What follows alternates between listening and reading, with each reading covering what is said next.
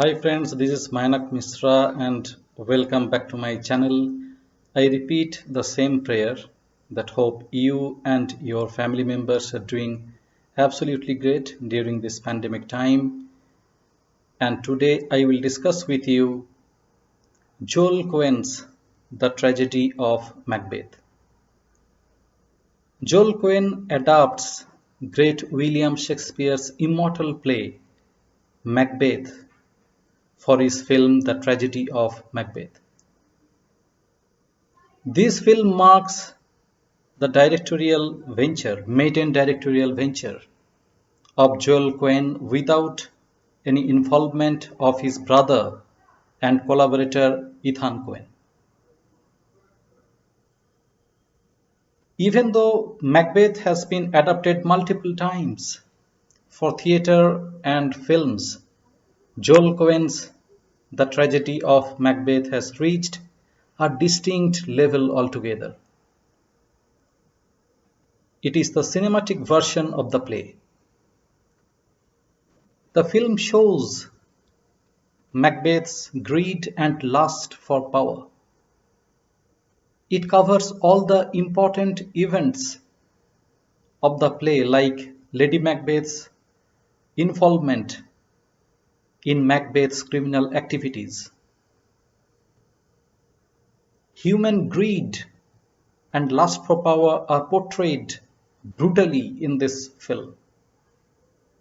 Moreover, the film will be remembered for Bruno Delbonnel's innovative and magnificent, a distinct cinematography which reminds the viewers of German Expressionism. Now let's discuss the story.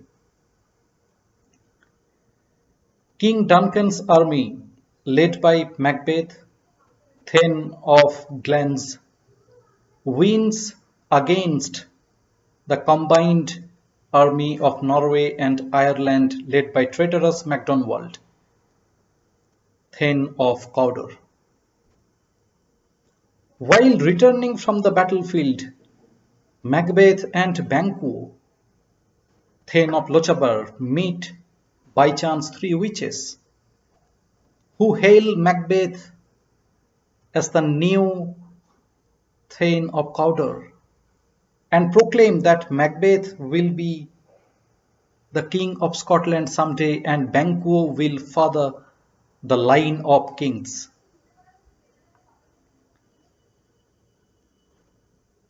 When the witches vanish,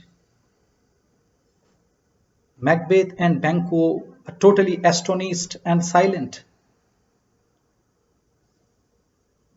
Then another Thane, Ross, arrives and hails Macbeth as the new Thane of Cawdor. Macbeth is now totally surprised and he realizes that the first prophecy of the witches is now fulfilled. He starts harboring the dream and ambition to be the king of Scotland. However, Duncan appoints his son Malcolm as the new Prince of Cumberland. This does not go well with Macbeth, who sees Malcolm as a threat to the throne.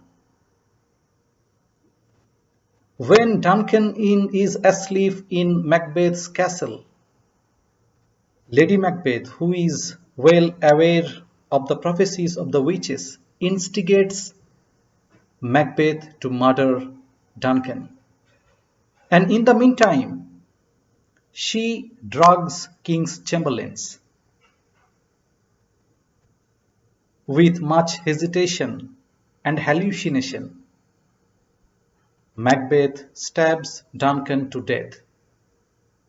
The next morning, the loyal Thane of Fife, Macduff, arrives and discovers King's dead body. Macbeth, along with Lady Macbeth, frames the chamberlains and accuses them of murder and then executes them.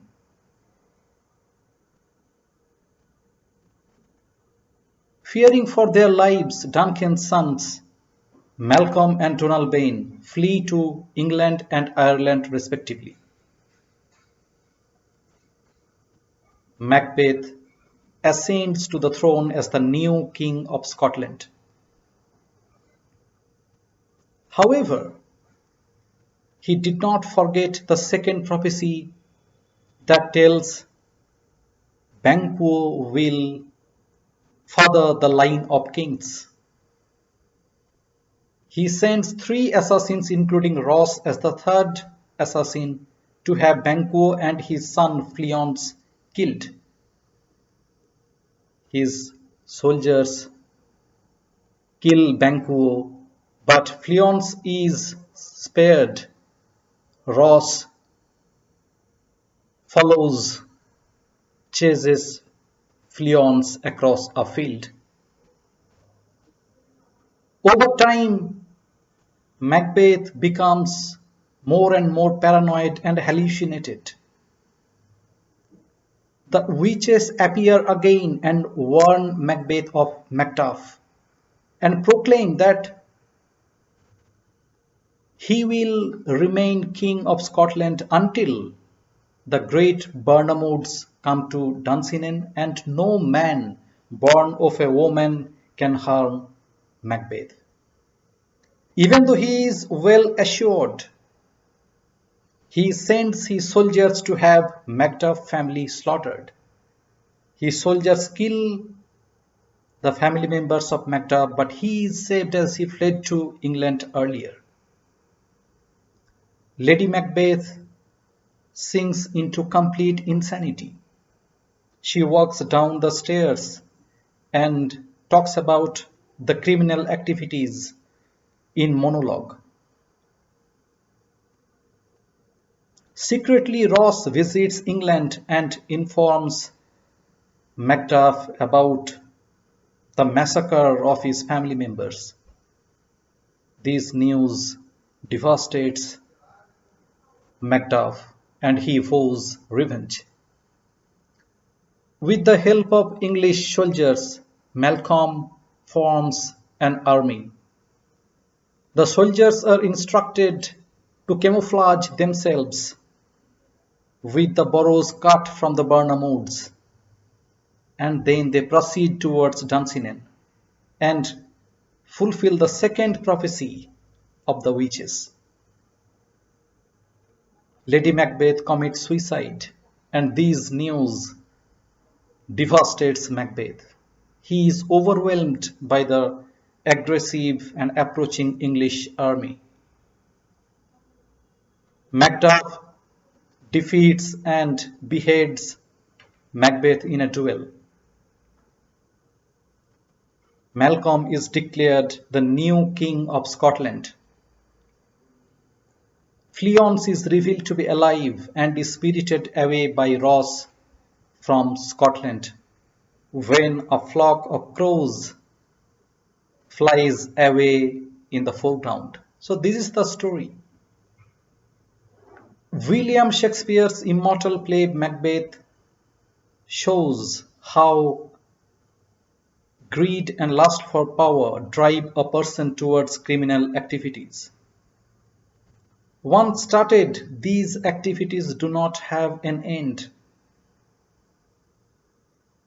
One crime leads to another, and the person is encircled in the chain of crimes. And it's quite impossible to get out of that chain. Still, human beings are driven by greed and lust for power. Elevation of a person to power and prosperity is welcome, but not through criminal activities. Life comes to a full circle and humans have to pay for their misdeeds. Macbeth too had to pay a price for his criminal activities. He lost his wife and he is beheaded. The ways of Falsehood and crimes are never enduring, and those come to an end someday. Life without a noble purpose is meaningless, insane, madness. Shakespeare's classic play Macbeth is relevant even today. Even today, it is adapted multiple times for theaters and films. Joel Coen's The Tragedy of Macbeth is the cinematic version of the play, and it's brilliant and magnificent. The Tragedy of Macbeth is built on the premises of Bruno Delbonnel's ominous and mysterious cinematography. The film was shot on sound stages to give it a theatrical setting. Throughout the film, Delbonnel plays with lights and shadows. The emotions and moods of the characters are reflected in each shot. The film has a strong and experienced cast. Both Denzel Washington as Macbeth and Frances McDormand as Lady Macbeth deliver powerful yet restrained performances. However, the most striking performance comes from Catherine Hunter, who has played the witches. Her portrayal of witches involves extraordinary physical movements. Those are rarely seen on the screen. She sets the ominous tune of the film that is resonated with the rest of the film. Carter Barwell's background score, which is mostly filled with solo violin, is also mysterious and ominous. He himself describes the background score as the taking flight out of darkness.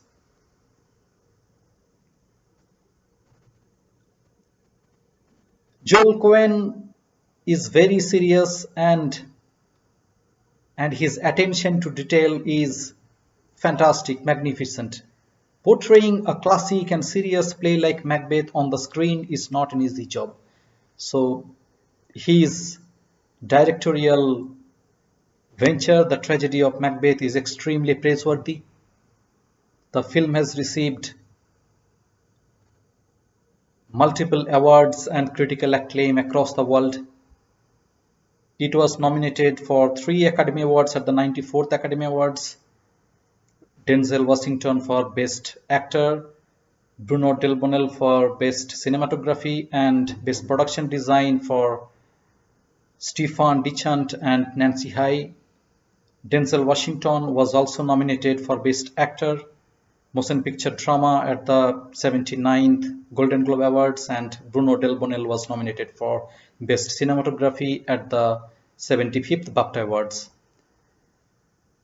So that's it about The Tragedy of Macbeth. It's a fantastic film, so you should not miss it. I believe you have already seen this film, and the request goes again, please support my channel. Please subscribe to my channel and press the bell icon so that you do not miss regular updates, and please be safe. And until I make the next video, thank you so much for watching this. Thank you and bye.